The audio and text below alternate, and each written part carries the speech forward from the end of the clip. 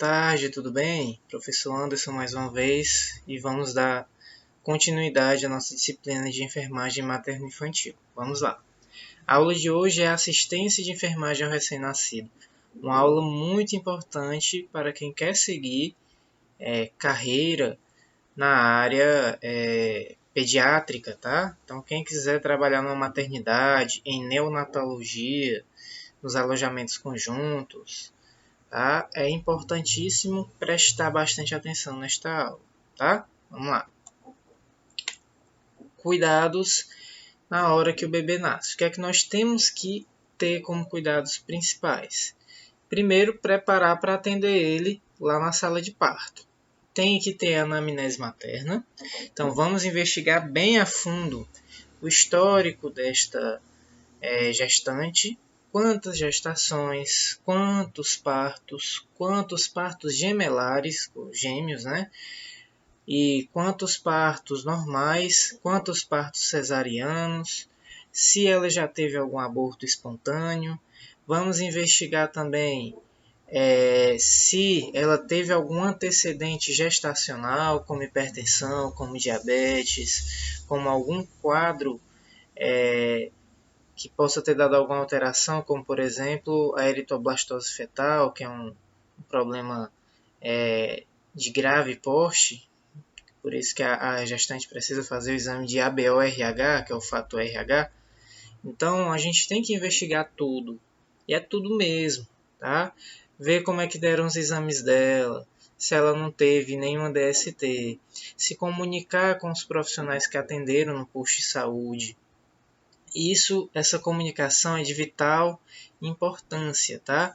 Então as nossas anotações são muito importantes, porque essa é a forma de uma unidade de saúde se comunicar com outra, tá? Então vamos escrever com a letrinha bonitinha e vamos escrever os termos técnicos, vamos escrever tudo aquilo que a gestante esteve passando durante o seu período no posto de saúde.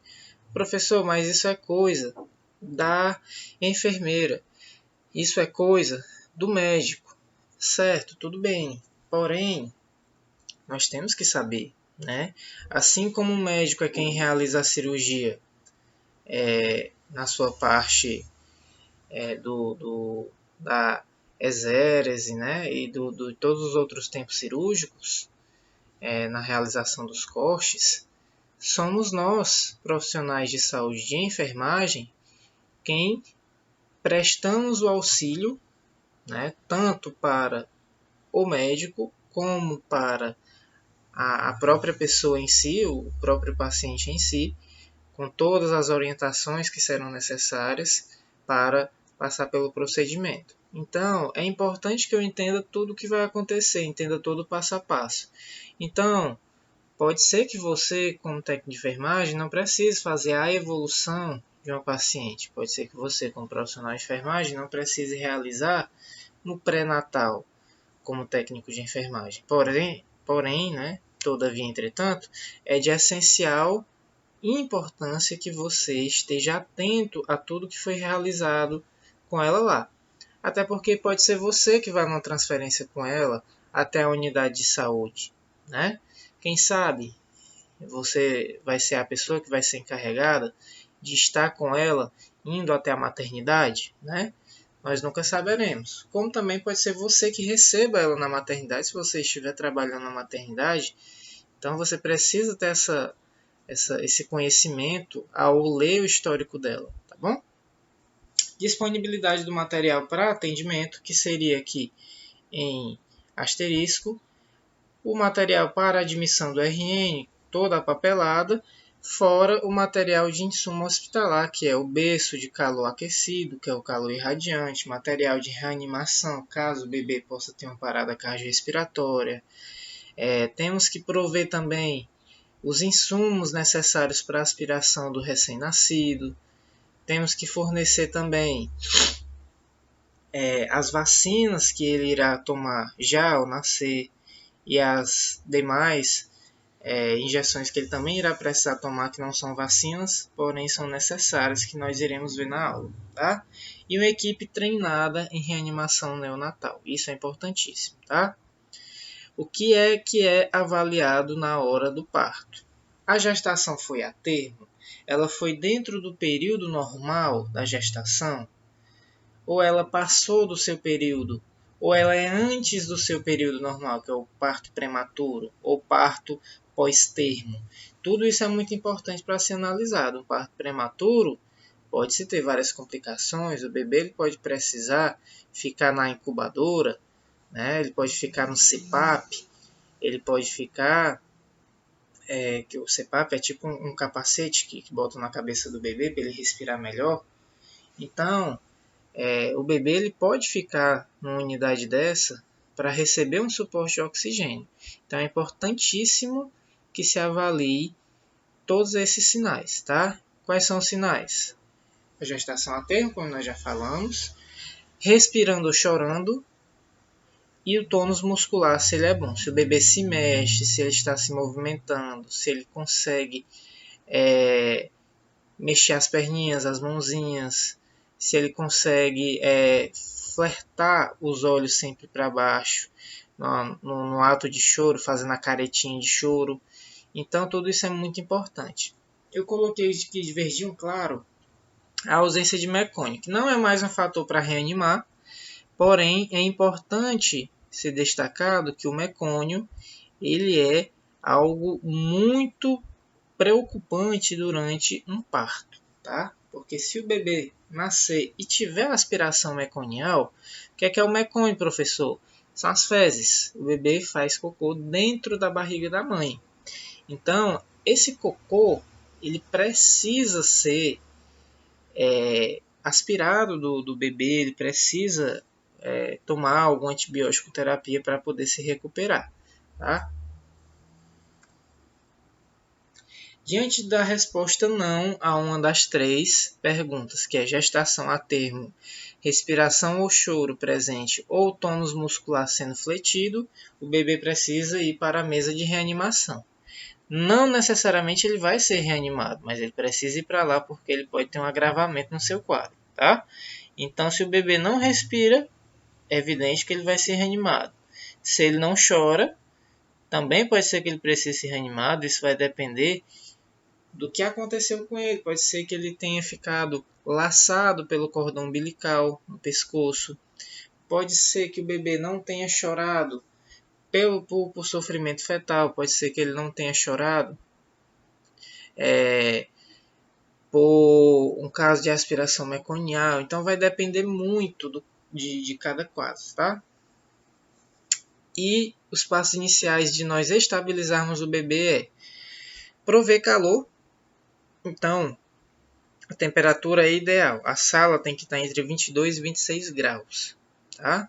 Fora isso, o bebê ainda vai para a incubadorazinha do berçozinho aquecido. É importante porque o bebê nasce com muito frio, ele não tem proteção nenhuma. Ele vai ter a vértex caseosa, que a gente vai ver daqui a pouco, que é uma proteçãozinha gordurosa, que vai ajudar ele a ter um pouquinho mais de calor, porém ela já é retirada ao nascer. Então, é ideal que esse bebê já tenha calor sendo oferecido pelos profissionais de saúde que estarão com ele. Tá? É importante também posicionar a cabeça do bebê em leve extensão, um pouquinho assim para trás, para poder você aspirar sua boquinha e suas narinas, tá? E depois secar. Tais passos têm que ser feitos em no máximo 30 segundos, ok? 30 segundos é o máximo de tempo na qual isso deve ser executado, tá? A respiração, ela tem que ser espontânea e ela tem que estar com a frequência cardíaca acima de 100, mas não passando também a sua frequência cardíaca de 160. Então, se chegou já em 150, já é o limite, tá? O bebê geralmente é para estar com a sua frequência acima de 120 até 140, tá? Então, nós temos que ter um foco grande nisso, porque olha o que aqui diz já a próxima parte do slide. A frequência cardíaca é o principal determinante da decisão de indicar manobras de reanimação. Menos de 100 vai reanimar. Mais de 160 também é um sofrimento fetal, ele pode ter uma parada cardiorrespiratória.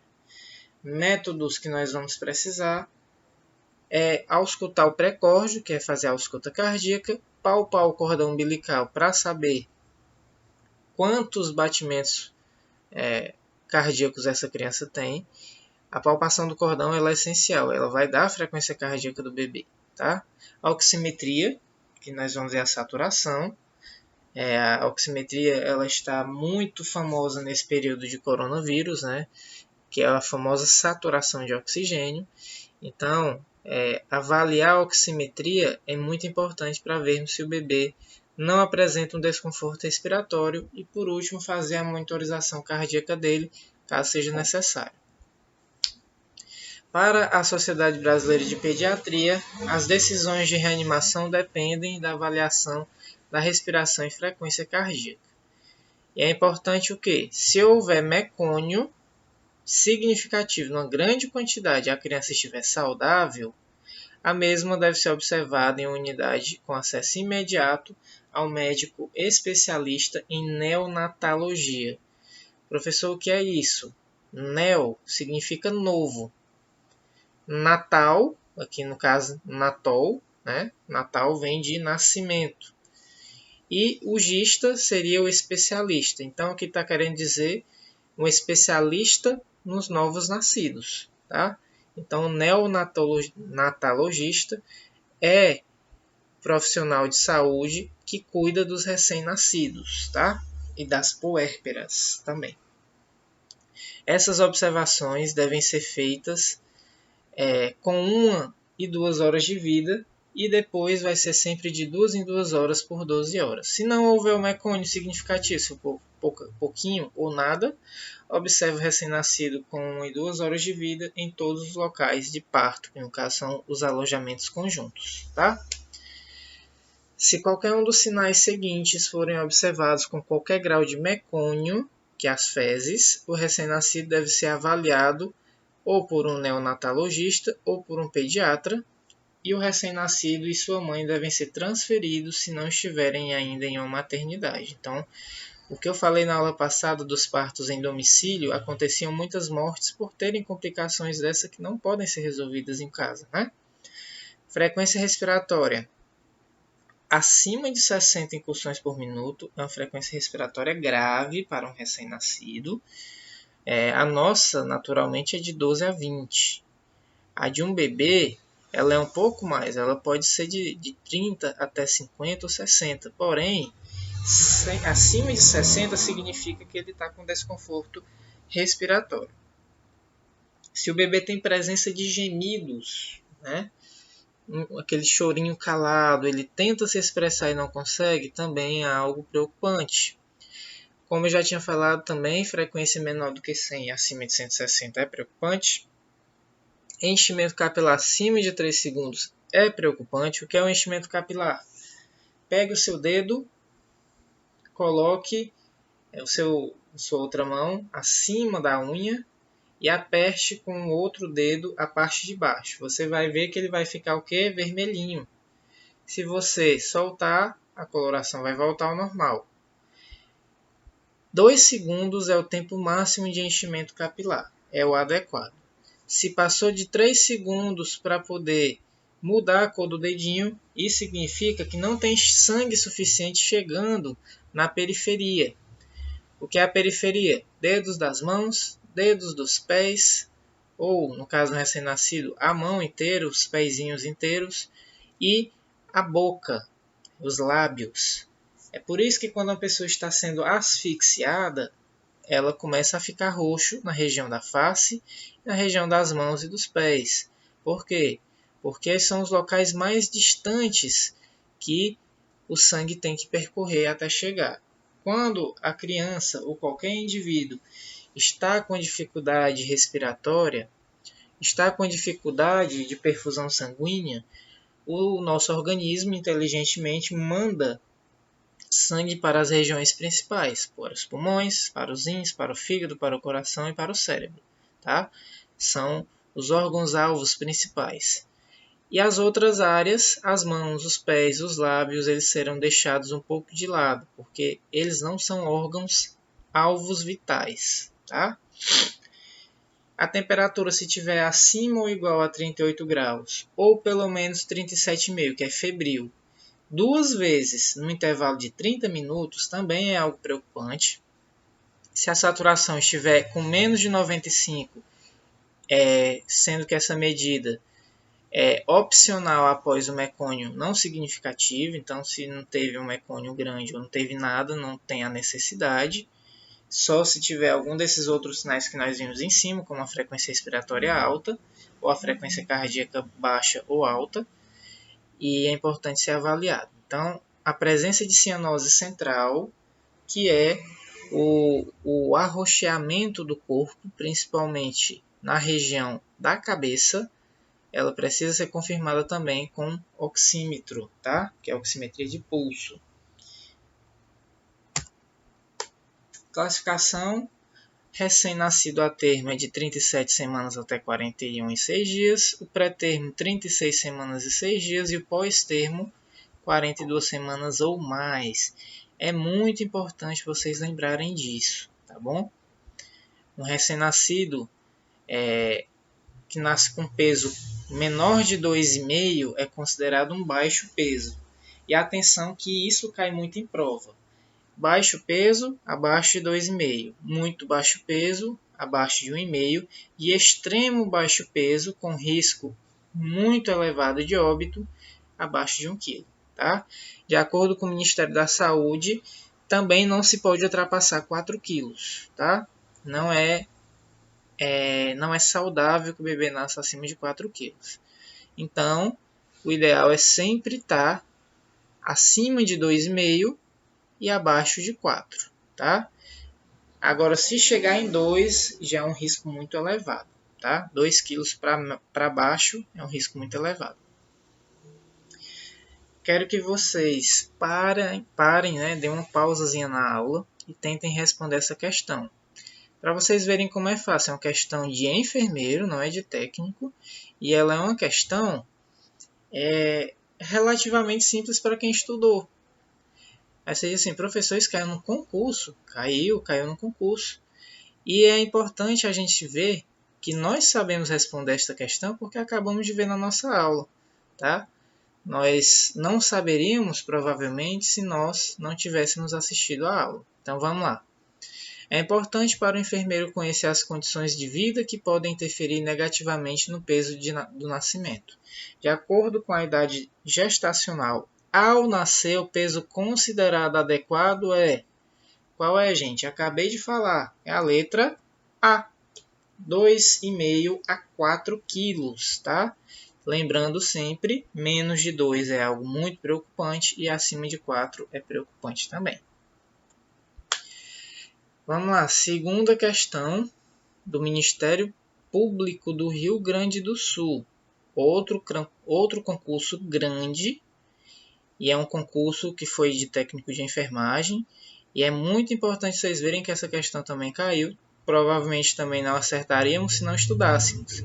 Então percebam que não é difícil, a questão é estudar e não está com memorização, está sim com aprendizado. A gente estuda para aprender e não memorizar. Tá? Vamos lá. Assinale a alternativa que preenche corretamente a lacuna do enunciado abaixo. No alojamento conjunto, o enfermeiro, ao atender um recém-nascido com 12 horas de vida que está ativo, verifica sua frequência cardíaca. Nessa situação, é correto afirmar que a frequência cardíaca tal indica débito cardíaco adequado. Primeiro, o que é débito? Você tem débito? Débito significa algo baixo, né? Então, por exemplo, eu estou com débito no banco, eu estou devendo, né? Eu estou negativado. Eu estou com débito na minha conta corrente. Enfim. Então, o que é algo negativo aqui? O que é um débito cardíaco adequado, tá? Um débito cardíaco adequado seria o quê? 120 e 140 batimentos por minuto. Vamos aqui esclarecer uma coisa. O débito cardíaco ele é mensurado entre a frequência cardíaca, tá? A frequência cardíaca e a perfusão sanguínea que passa em 1 minuto.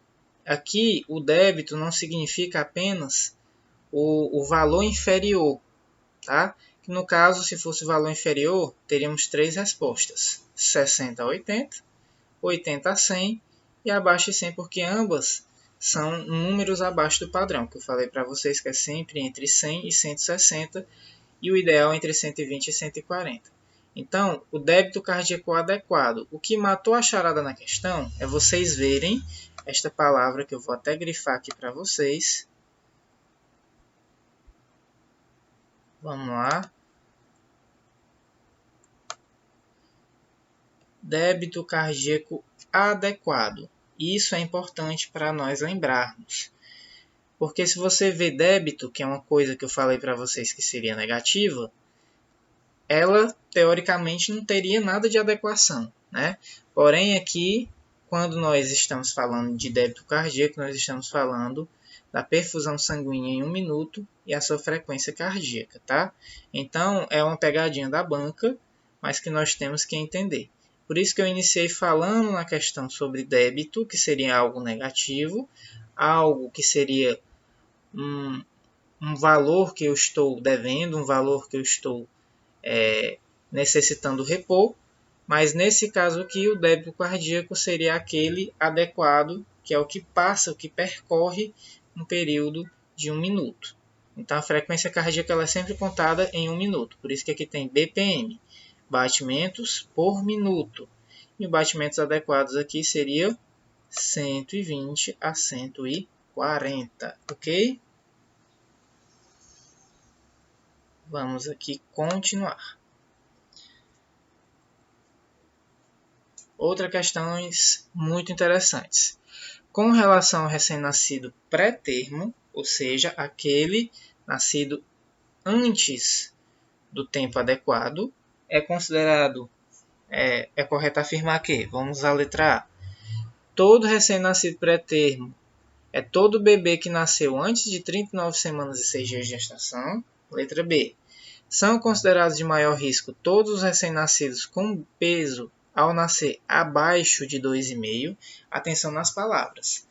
Maior risco, abaixo de 2,5. Será? C. São considerados de extremo risco aqueles que nasceram com menos de 1 kg ou idade gestacional menor do que 32 semanas, que é o gabarito da questão, porque é um extremo risco uma pessoa que nasce com menos de 1 kg e é um extremo risco quem nasce com 32 semanas de gestação. O normal são 39 semanas, então se a gente for fazer o cálculo aí, 32 semanas para as 39 semanas, 7 semanas significa quase 2 meses. Então, é como se esse bebê tivesse nascido de 7 meses, o famoso 7 meses. Quanto mais cedo for o nascimento, menor será a sua imaturidade e provavelmente maior será a presença de complicações clínicas no período neonatal e de doenças associadas. Será? Provavelmente maior será a presença de complicações clínicas no período neonatal e de doenças associadas. Ok. Quanto mais cedo for recém-nascido, menor será a sua imaturidade. Isso não está ok. A segunda parte, sim. Provavelmente maior vai ser sua presença de complicações, se ele nascer antes. Agora dizer que quanto mais cedo for o nascimento, menor vai ser sua imaturidade, está incorreto. Vai ser maior a imaturidade, ele vai ser cada vez mais imaturo. Se fosse só a segunda parte, estaria correto. E a letra E é considerado recém-nascido pré-termo todo bebê que nasceu antes de 38 semanas e 6 dias de gestação. E também está incorreto. Tanto a como a E deixei para comentar no finalzinho, porque as duas são muito parecidas e estão trazendo dados incorretos, que são 36 semanas e 6 dias, como nós já vimos, Vamos aí para o concurso da EBSER, continuando o concurso da EBSER agora do ano de 2018, um outro concurso grande que fala o quê? No nascimento, idade gestacional de 37 semanas a 41, o recém-nascido é considerado a termo, ou seja, falei que pré-termo é 36 semanas e 6 dias. O recém-nascido é considerado a termo de 37 a 41 semanas quando está respirando, chorando, com o tônus muscular bem fletido, sem líquido amniótico, com mecônio, que é as fezes misturadas no líquido amniótico, e não necessita de qualquer manobra de reanimação, corretíssimo. Corretíssimo, né? Então vamos dar continuidade. Necessidade de reanimação e avaliação de sua eficácia. Como já tinha falado, respiração e frequência cardíaca são essenciais para avaliarmos. Vamos para a assistência imediata ao recém-nascido. Objetivo: promover e manter o equilíbrio orgânico do bebê, estabelecer a permeabilidade das vias aéreas superiores e não ficar fazendo aspirações de rotina para não ter trauma nas vias aéreas do recém-nascido e também não há essa necessidade de estar sempre aspirando, e manter a temperatura do corpo. Então temos que secar e aquecer o recém-nascido e manter a temperatura na sala entre 23 e 26, como eu tinha falado também mais cedo. Prevenir infecções neonatais e prevenir infecções puerperais. Então, para a mãe e para o bebê é importantíssimo estar prevenido de infecções. E incentivar o aleitamento materno já na primeira hora de vida. Teve o bebê, já vai para o peito. Então aí nós temos esses dois índices aí. E atenção, o código da aula de hoje é índice de Apgar, tá? Então vocês já ficam sabendo aí que índice de Apgar é o código. Vamos lá. Ele se baseia em quê? Eu vou até passar aqui para vocês entenderem melhor. 5 pontos. Frequência cardíaca, esforço na respiração, tônus muscular, irritação e cor. E nós vamos ter 3 avaliações para cada caso desse. Ausente, pouco presente ou normal. Então vamos lá. Frequência cardíaca. O bebê nasceu sem frequência cardíaca. Então é 0 pontos. Ele nasceu com frequência cardíaca, mas nasceu com ela irregular. Nasceu com ela abaixo do valor padrão. Então aqui ela é 1 ponto, porque ela nasceu com menos de 100. Já se ela nasceu normal, acima de 100 e com menos de 160, ganha 2 pontos. Aí você vai somando cada tabelinha para você ver qual a pontuação final vai dar. Vamos lá. Esforço respiratório. O bebê nasceu com esforço respiratório. Ele nasceu sem respiração, então 0 pontos. Nasceu respirando, mas com um chorinho bem fraquinho, respiração bem ofegante ou bem lenta, 1 ponto. Respiração regular, bom, forte, saudável, ganha 2 pontos. A sua musculatura, o bebê nasceu todo mole, não mexia nada, todo flácido, 0 pontos.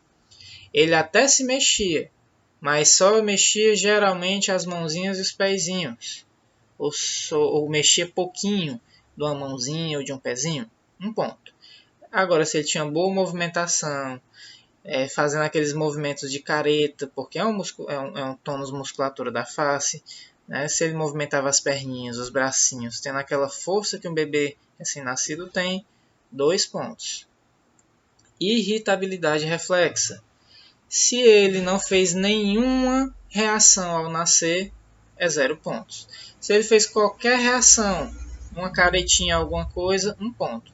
Agora, se ele fez a reaçãozinha de careta e chorou e espirrou, teve uma reação natural, 2 pontos. Cor.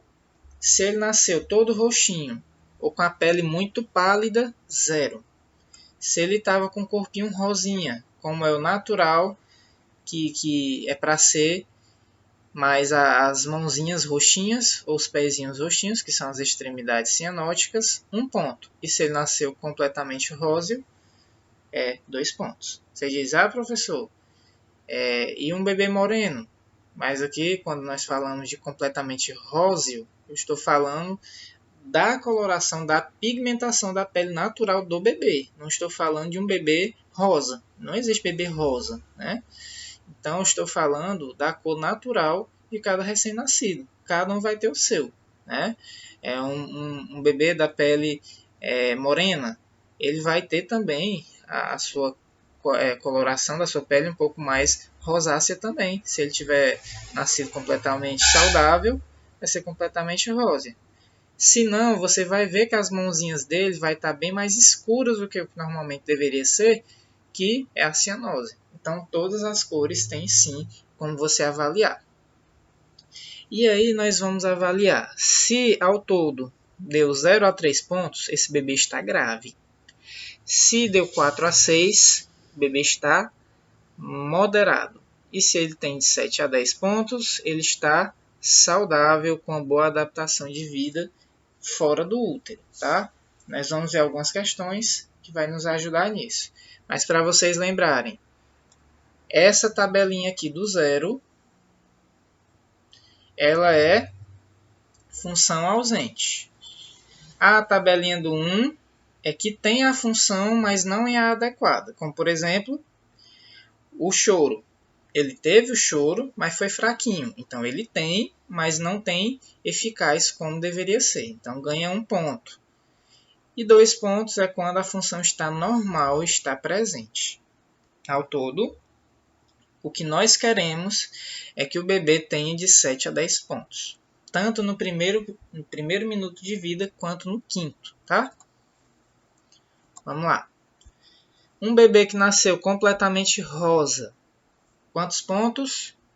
Façam a soma aí. 120 de frequência cardíaca. Frequência cardíaca é de 100 a 160. Então, faça a soma. Está presente e está adequado. Ganha quantos pontos? O choro foi forte. Presente e adequado. Ganha quantos pontos? Movimentos ativos. É um bom tônus muscular. Ganha quantos pontos? E espirrou, que é a irritabilidade reflexa. Quantos pontos? Se você somar os 5 itens, todos foram completamente normais. Cada um ganhou 2 pontos, que é quando o índice está normal. Naturalmente, ele tem 10 pontos. Tá? Então, é um bebê que nasceu completamente e absolutamente saudável. Isso não é difícil. Se você botar na sua cabeça que 0 pontos é ausente, 1 ponto quando está presente, mas não está adequado, e 2 pontos quando está presente e está adequado, nós sabemos os 5 itens de forma clara, sem precisar estar decorando decoreba de coisas, tá? Vamos lá. Prefeitura de Valença, no Rio de Janeiro, concurso da FUNCAB. O método utilizado para a avaliação de recém-nascido foi criado em 52 por uma médica chamada Virginia Apgar, por isso que recebeu o nome de boletim ou índice de Apgar, e se avalia no primeiro minuto, que é nos primeiros 60 segundos, e ao quinto minuto, atribuindo-se para cada sinal avaliado nota de 0 a 2, e no fim se faz o somatório, que dará um total de 0 a 10. Assinale e compare o quadro abaixo, de acordo com as alternativas, e assinale a que contém a classificação correta. Então aqui é o quadro que nós já vimos, e aqui ele quer saber qual é o correto. 0 a 3 é uma asfixia leve? Não. 0 a 3 é uma asfixia grave, tá? É o índice pior que uma criança pode ter, é se ele tiver de 0 a 3 pontos nesse índice. 4 a 6 é uma asfixia leve ou asfixia grave? Não. 4 a 6 é uma asfixia moderada. 1 a 5 é uma asfixia moderada? Não, porque de 0 a 3 é grave e de 4 a 6 é moderada. E aqui ele juntou tudo como se fosse uma coisa só. E não. 7 a 10 é uma boa vitalidade, uma boa adaptação da vida do bebê fora do útero? Completamente, absolutamente correto. E de 2 a 6 é uma vitalidade ruim? Duvidosa adaptação à vida extrauterina? Não necessariamente. De 4 a 6 é moderado, né? Não é uma vitalidade ruim. Então, a correta seria a D. Quinta, o índice de Apgar é uma maneira fácil e eficaz de avaliar a vitalidade do recém-nascido logo que o bebê nasce. Inicia-se a contagem do tempo e o índice de Apgar é avaliado no primeiro e no quinto minuto. Quais são as coisas que são medidas? Olhem aí, deem uma pausa no vídeo e veja qual é que você acha. E a resposta certa aqui só tem uma, que é a letra B, tá? Por quê? Paralisia cerebral é avaliado no APGAR? Não.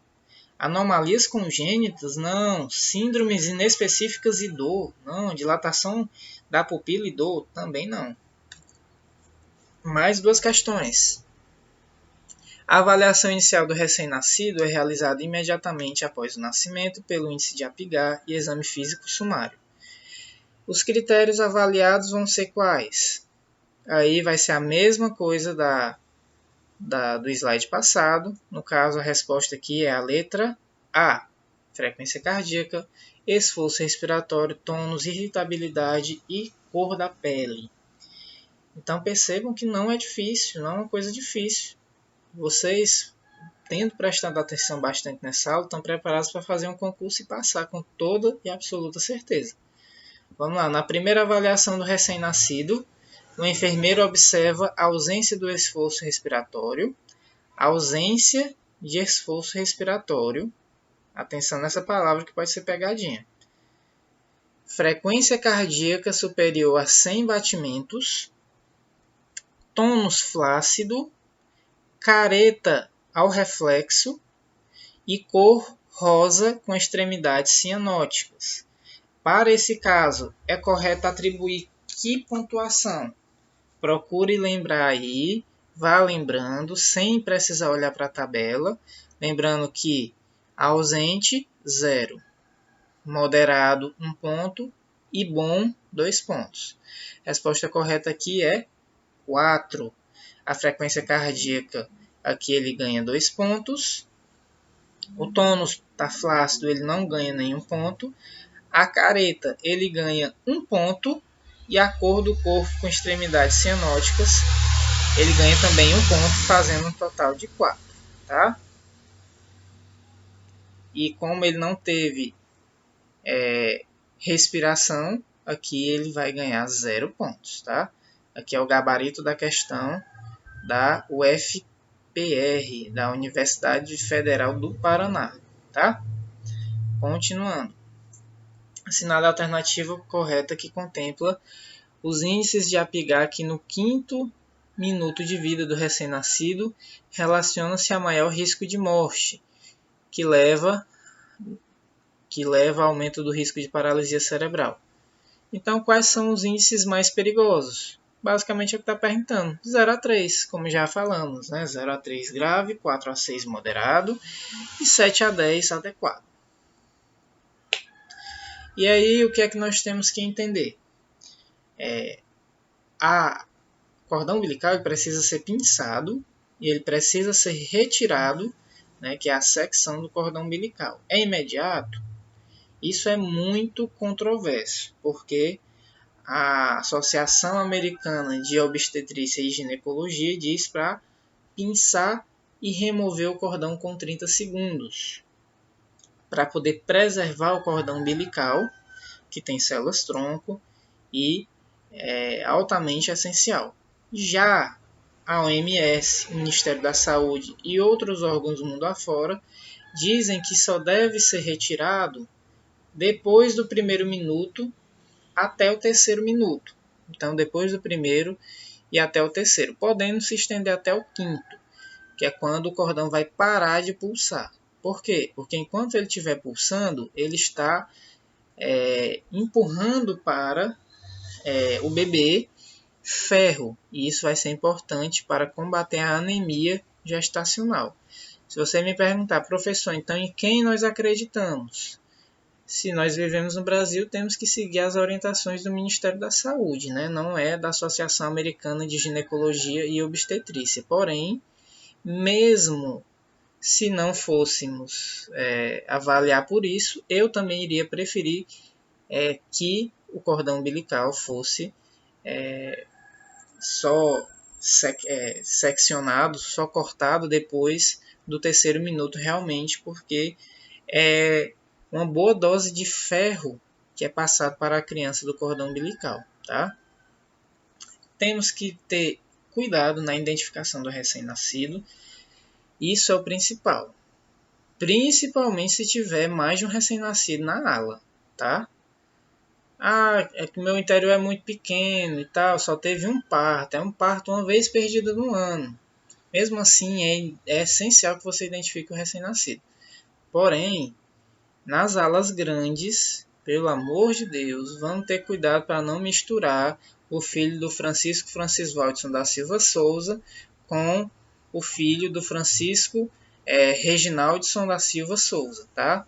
Os dois tiveram bebês, os dois estão ali no mesmo dia e você não pode confundir, né? O nome dos dois você pode até confundir, mas a identificação do recém-nascido não é a mesma, tá? Administrar a vitamina K e eritromicina 0,5%. A vitamina K é para evitar as hemorragias e a eritromicina é para evitar problemas oculares. E as medidas antropométricas têm que ser medidas: o peso do bebê, a altura do bebê, o tamanho da cabecinha, que é o perímetro cefálico, e o tamanho do tórax, que é o perímetro torácico. Como eu falei, a vitamina K é para as hemorragias e é muito importante que seja administrada via intramuscular, uma injeçãozinha que a criança toma, uma vez só uma dose de 1 miligrama. Porém, se os pais recusarem essa administração, tem que tomar oral. Porém, tem que ser advertido os pais que o bebê vai ter que tomar mais de uma e a absorção não é a mesma. Então, entenda uma coisa. Na injeção é 1 miligrama de vitamina K. Na boquinha é 2 miligramas. Por que, professor? Que então na boca vai ter que tomar mais? É 2 doses e a dose de 2 miligramas, porque existe a distribuição quando chega no fígado. E quando chegar no organismo, depois do fígado para ser distribuído para os tecidos, passando pelo fígado ele perde 50% da sua capacidade, tá? 50% a 75%. Então, por isso que existe uma dose maior. Então, é uma dose assim que nasce e uma outra dose de 2 miligramas entre o quarto e o sétimo dia de vida. Outra questão de um grande concurso que é o da EBSER. Mais uma vez, então estou trazendo provas de concursos grandes e concorridos para vocês verem que não é nem um bicho de 7 cabeças. Se você estudar e não ficar decorando coisas, você vai longe. Vamos lá. Para a profilaxia das doenças hemorrágicas precoces ou tardias de um recém-nascido, o que é que nós temos que administrar? Se você tem um bebê com hemorragia, você vai administrar o que ao nascer? É lógico que só pode ser uma resposta que vamos ver já, porque vamos não responder as duas questões, que aí nós vamos ver a resposta igual. A vitamina K aplicada em 1 mg via intramuscular no recém-nascido tem a finalidade de prevenir o quê?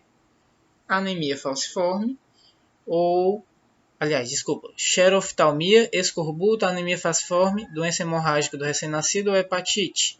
É doença hemorrágica do recém-nascido, tá? Eu tinha lido a anemia falciforme aqui rápido, mas é doença hemorrágica do recém-nascido. Que a resposta da sétima questão aqui seria 1 mg de vitamina K e a resposta da C seria doença hemorrágica do recém-nascido, como vocês estão vendo aqui no gabarito, tá?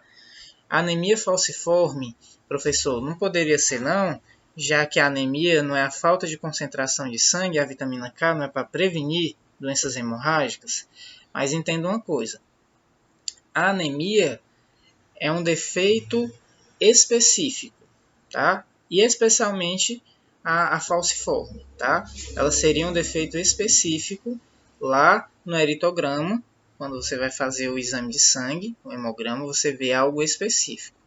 Já a doença hemorrágica no recém-nascido não, que seriam sangramentos espontâneos e o bebê tem uma hemorragia, tá? Então, para evitar a hemorragia, para evitar a perda sanguínea e para evitar, consequentemente, que ele possa desenvolver, inclusive, esta anemia, é importante, então, que o bebê tome essa vitamina K. Então, o APGAR, como já falamos, primeiro e quinto minuto de vida. Não se recomenda a aspiração orofaríngea nem nasofaríngea, que é pelo nariz, constantemente sistemática. Cobrir a criança com campo ou toalha morna para aquecê-lo, isso é importante. E manter o contato pele a pele com a mãe evitar a separação da mãe e filho na primeira hora após o nascimento, para procedimentos de rotina. Então, o ideal é que o bebê tenha o máximo de contato com a mãe possível e depois vá ter os outros parâmetros, tá? Então, ao nascer, você pesa, você faz o período cefálico e o período torácico. Depois você entrega à mãe, ela vai amamentar e não fique mais pedindo agora para ficar fazendo banho, esse tipo de coisa. O bebê ele precisa ter uma adaptação boa à vida extrauterina. Lembre que o bebê está com frio, o bebê estará faminto, né? Então é importante que nós tenhamos este cuidado, né? Tenhamos essa humanização de deixar a mãe com o seu filho uns instantes, tá?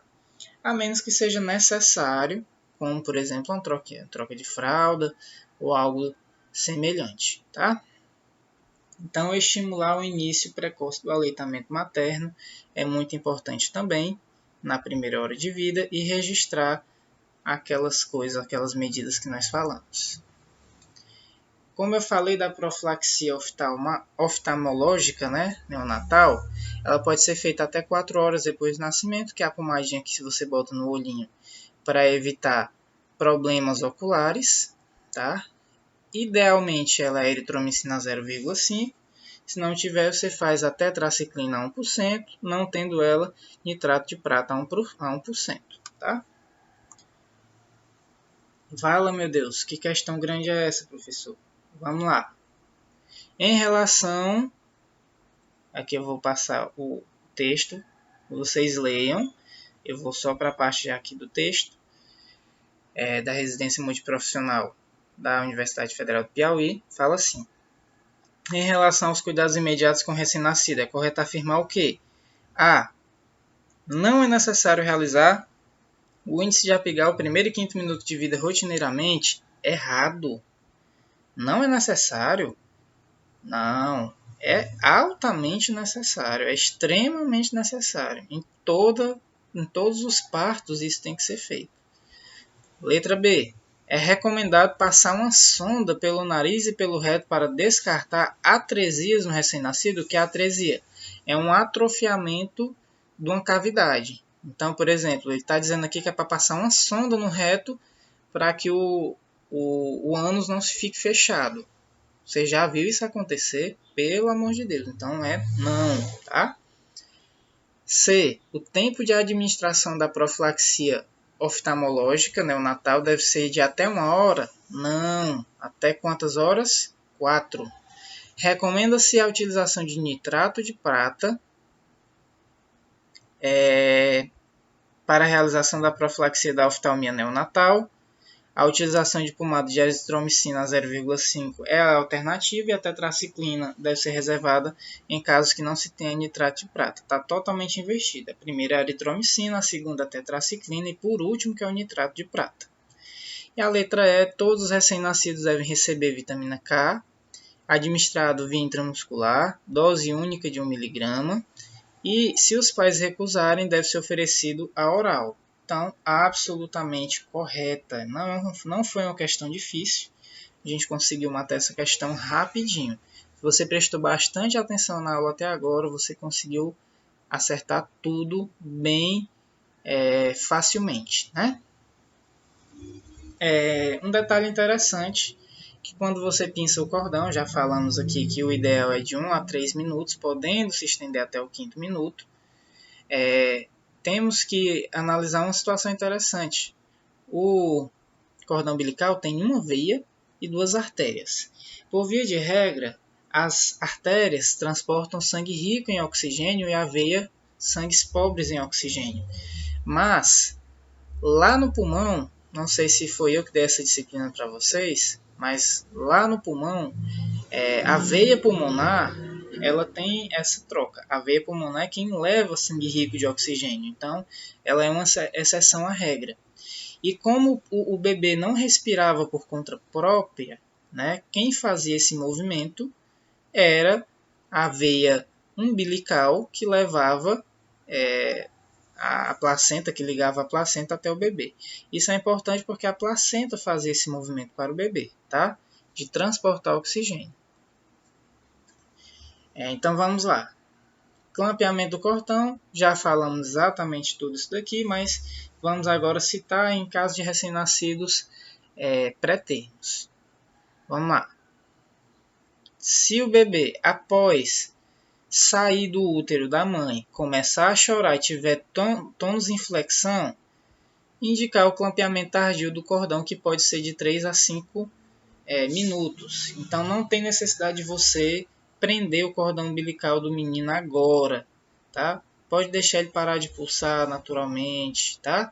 Em recém-nascidos maior ou iguais a 34 semanas, que são recém-nascidos pré-termos, a partir de 60 segundos até alguns minutos ou cessação da pulsação do cordão. Então, se o bebê tiver igual ou mais de 34 semanas, 30 ou 60 segundos para cima, tá? Também, até a pulsação do cordão terminar, que deve ser por no máximo 3 minutos, tá? Então, é importante, até porque se ele já nasceu prematuro, é importante que ele receba dose de ferro que tinha no cordão. Já se ele estiver abaixo de 34, é preciso clampear cedo o cordão, tá? É preciso clampear cedo o cordão porque nós vamos ver que depois existem alguns bebês que têm problemas de bilirrubina, que deixa o corpo com icterícia, aquele corpo amarelado. Então o corpo do bebê ele ainda não está adequado para fazer a quebra do ferro adequadamente, transformar a bilirrubina em ferro. Então se ele não está adequado, não tem necessidade de estar dando altas doses para ele de bilirrubina, de ferro, tá? Mais uma questãozinha. Os profissionais de saúde, essa aqui é da Universidade Federal Fluminense, quem quiser fazer concurso lá no Rio de Janeiro, olhe como as questões são todas fáceis. Os profissionais de saúde devem considerar os possíveis danos de qualquer intervenção pode causar no processo fisiológico de adaptação do recém-nascido, no momento do seu nascimento. Devem ser realizadas 3 práticas simples, que além de proporcionar benefício instantâneo ao recém-nascido, podem ter impactos na sua nutrição e na saúde da mãe e dele próprio, possivelmente afetando seu desenvolvimento muito além do período neonatal e do puerpério, que é o pós-natal, que é o pós-parto. Quais são essas práticas? O que é que eu preciso fazer com esse recém-nascido? Eu vou fazer a aspiração? Não, gente. Como já falamos, a aspiração ela não é indicada como práticas para o desenvolvimento do bebê, tá? Então, quando a gente pegar uma questão dessa, vamos aqui então ver as palavras-chave. A adaptação, vou até grifar mais uma vez para vocês. Vamos lá. Processo fisiológico de adaptação do recém-nascido. Intervenção que geram impactos que vão afetar o desenvolvimento. Então, essas são as palavras-chave da questão. Intervenção, que vai ser um processo fisiológico de adaptação do recém-nascido que vai ter impacto e afetar o seu desenvolvimento. Então, logo nós temos aqui que a aspiração nasogástrica não é. Nós temos aqui que a aspiração nasogástrica não é. E temos aqui que a aspiração nasogástrica não é. Então, até por uma questão de exclusão, nossa resposta seria a letra B, tá?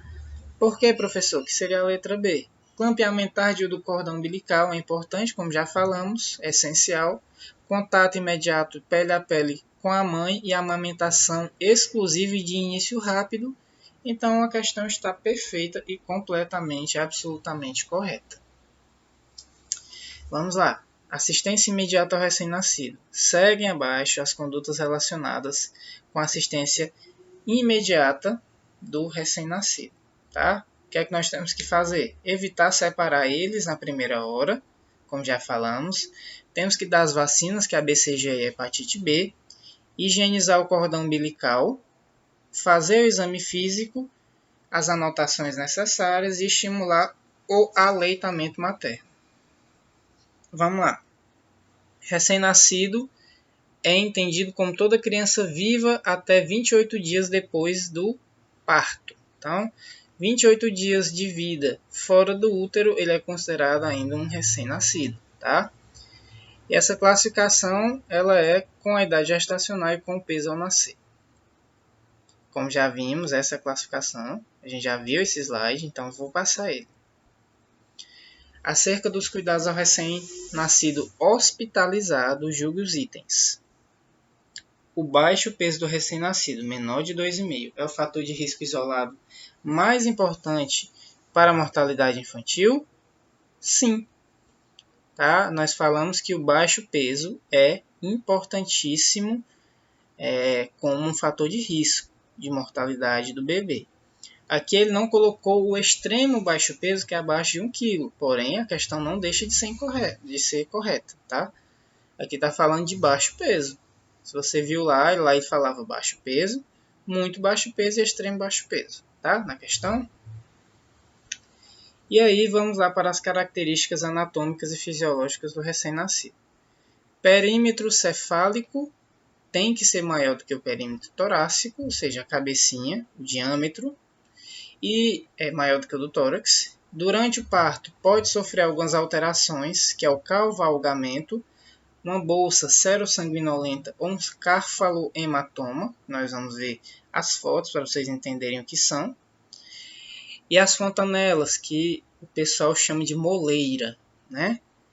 Temos duas, o bebê tem duas, que é a bregmática anterior, que é a da frente, que ela se fecha de 9 a 18 meses, ela é 1 a 4 centímetros, e tem a lambidoide, que ela é 0,5 centímetros e se fecha com 2 meses de idade, que é nessa região occipital. Professor, por que eles não vêm com esse negócio já fechado? Porque se eles fizessem isso, coitada da vagina da mãe, né? Coitada do útero da mãe, que não ia aguentar, né? Então, Deus ele fez um negócio tão perfeito que os ossos cranianos só se fecham após o nascimento para conseguir passar pela cavidade uterina sem precisar fazer as episiografias, as episiotomias, que são aqueles cortes, né? Então, o que é um cavalgamento? Um osso ele fica sobreposto a um outro osso. E aqui nós temos a bolsa serossanguinolenta e o carfalohematoma, que são inchaços naturais que podem acontecer, um edema na hora do parto, né, que são as distócias do parto. Então, talvez pegou de uma forma muito bruta pela cabeça do bebê, vai inchar, mas naturalmente é para ela regredir depois, tá? Vamos lá. Durante o exame físico de um recém-nascido, Tribunal de Contas do Estado do Sergipe, essa questão, né? Durante o exame físico, o enfermeiro constatou um abaulamento, ou seja, o que é abaular? É achatar a fontanela bregmática. O que é que esse achado vai sugerir? Gente, só tem uma coisa que ele pode sugerir: aumento da pressão do crânio. Se a fontanela ela é um osso sobreposto no crânio, logo ela vai gerar uma pressão craniana aumentada, né? Se você não sofre uma pancada de moto, caiu com a cabeça no chão, não vai ter um problema de pressão craniana, né? Então, hipertireoidismo, hipotireoidismo não tem nada a ver. Tanto também síndrome de Down, que não tem nada a ver, isso aí é a trissomia do cromossomo 21, e desidratação também não tem nada a ver. Então, consequentemente, a questão correta é a opção A. A postura do bebê, ele é encurvado com as perninhas e os bracinhos fletidos, porque ele estava acostumado a isso na barriga, então ele ainda vai continuar com esse costume. O rosto, a face, é cheio de manchinhas e é demasiado, né? É cheio de inchaço. As manchinhas é importante. Existe algo chamado eritema tóxico, que é muito importante que se entenda que não é grave. A pele do bebê ela pode ficar vermelha, como uma miliária, nós vamos ver daqui a pouco, eu vou explicar a miliária, as manchinhas vermelhas naturais. Lembre-se que o bebê não está acostumado a suar. Então, as glândulas sudoríparas estão se adaptando a liberar líquidos do corpo do bebê para fora do corpo. Então, entenda isso que é muito importante, tá? O bebê, ele vai ter isso, mas não é algo grave. Com os dias, o inchaço vai diminuindo e as manchas também. A pele é rosa e as extremidades podem sim ser cianóticas, que são as mãozinhas e os pés, que podem ser roxinhos, tá? O vernix caseoso, como eu já tinha falado, é uma secreção branca e gordurosa, pegajosa, que protege o bebê e ajuda a manter um pouco da temperatura. A descamação é fisiológica, o bebê vai ter uma trocazinha de pele, principalmente se for um bebê que nasceu depois de 41 semanas. A lanugem protetora, se você olhar para a pele do bebê, principalmente na região da orelha, no rosto e nos membros superiores e inferiores, você vê que tem uma pelezinha bem leve. Aqui a gente está vendo, inclusive, ela em forma de milho facial. As bolinhas brancas bem discretas no corpo do bebê, que vai ajudar a proteger ele de invasores externos. Tá? Cianose local, os pezinhos e as mãozinhas roxinhas dele, do bebê aqui, é resposta ao frio. E a mancha mongólica. Por que mancha mongólica, professor? Que isso é uma doença? Não. Lá na Mongólia, o país Mongólia, né, existe a tradição que são povos multirraciais que vivem lá, né? Então, o que é que a mancha mongólica significa? O bebê que nasce com essa manchinha roxa no bumbum, isso não é nada de anormal. Talvez você tenha ou conhece algum bebê que tem, e significa que foi uma mistura racial. A cor do pai e a cor da mãe são diferentes e geralmente podem deixar essa marquinha no bebê que pode sumir com o tempo, tá? Sinal de Alerquim. Vocês já ouviram falar na Arlequina da DC Comics, que é da Liga da Justiça, da personagem lá do Batman, que ela tem o cabelo de um com o cabelo de outro? O nome dela foi em homenagem ao sinal de Arlequim, né? Por quê? Que é a palidez de um lado do corpo com um lado vermelho, e esse lado, o lado amarelado do corpo, ele pode voltar e virar rosinha com o tempo por causa do aquecimento. Então, quando você botar o bebê na incubadora, que ele aquecer, a bilirrubina vai ser quebrada e transformada em ferro, e aí o bebê vai voltar à coloração normal, tá? Então, aí as questões, mais uma vez, a pele do recém-nascido é lisa e alveolada, além de constituir a primeira barreira protetora contra infecções. Apresenta importante papel na regulação térmica no período neonatal e pode ocorrer alterações cutâneas transitórias e diferentes tipos de dermatose. Qual seria um tipo desse? Eu te falei para vocês da miliária. Então, a miliária ela é um exemplo de eritema tóxico. A pele está se adaptando ao calor, está se adaptando ao mundo na vida fora do útero, extrauterina, né? Então, a miliária rubra seria isso, tá? E a próxima questão da AOCP, da EBSER. Durante a primeira consulta da puericultura do recém-nascido, o enfermeiro, ao examinar a pele do recém-nascido, notou a presença do sinal de Arlequim. O que esse achado significa? Nós já vimos o que é que significava, é a palidez de um hemicorpo e eritema do lado oposto. O eritema é a vermelhidão, tá? Então, facinho também, mas não seria fácil se nós não tivéssemos estudado, tá? E aí, vamos aqui para mais uma, que acredito que seja a nossa última questão de hoje. O enfermeiro, ao realizar o exame físico do recém-nascido, AJJ com 3 dias de vida, identificou a apresentação de máculas e pápulas pontiformes pequenas e avermelhadas no tórax. Considerando as alterações na cor da pele do neonato, diante do achado, além de realizar o registro, o que é que o enfermeiro tem que fazer? A. Monitorar a temperatura e rastrear doenças. B. Conversar com a equipe para solicitar exames laboratoriais e investigar. C. Instruir precauções de contato, orientar a mãe sobre cuidados na precaução, conversar com a equipe médica para solicitar exames e investigar doenças infecciosas. D. Fornecer a maior orientação de que o eritema tóxico trata-se de um padrão de normalidade da pele do recém-nascido. E E.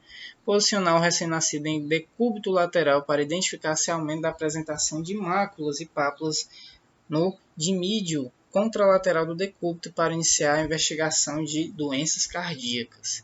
Você pensa assim, vixe rapaz, essa questão aí é muito complexa. Gente, a gente viu isso, manchas, bolinhas, pequenas e vermelhas, podem ser no rosto, podem ser no tórax, e são normais. Temos que dizer para as mães que o eritema tóxico é normal. Então, talvez se nós não tivéssemos estudado, seria a questão que menos nós iríamos considerar correta. Dizer para a mãe que esse negócio é normal na pele do bebê, mas sim, é normal, tá? E é isso, gente.